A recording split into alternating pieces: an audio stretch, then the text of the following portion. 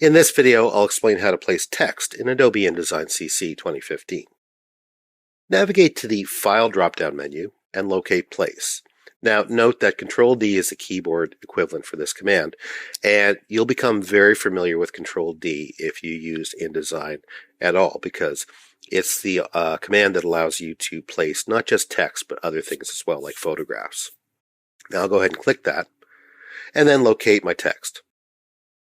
Now, keep in mind that you can import different types of text files. So, for example, Word documents, or in this case, a plain text file.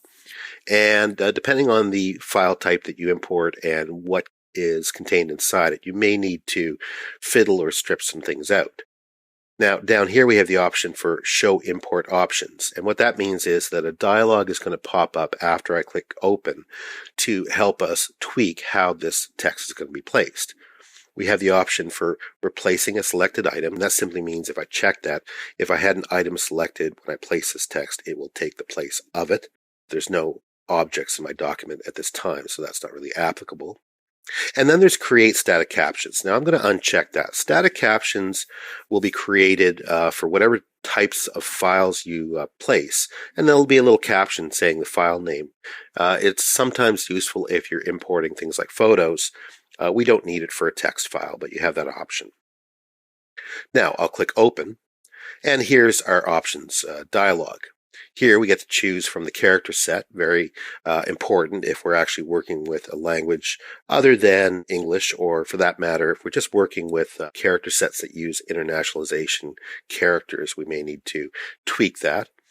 We have the platform that we're importing from. Now, there's a slight difference between text files coming from a Mac platform versus a PC platform. So you have the choice here of selecting between the two. And then we have the dictionary. So in this case, I know it's English language, USA, so I'll leave that. And down here, we have some other options. We have extra carriage returns and how to deal with those. We can remove them at the end of every line and remove between paragraphs.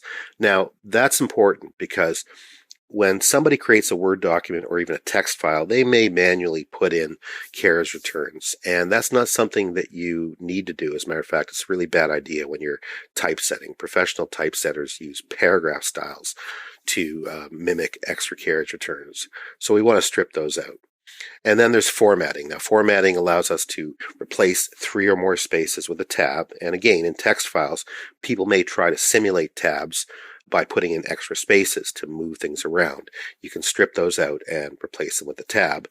And you can change the number. Right now it's 3 or more spaces. I could change that to whatever number I want. And then use typographer's quotes. Now,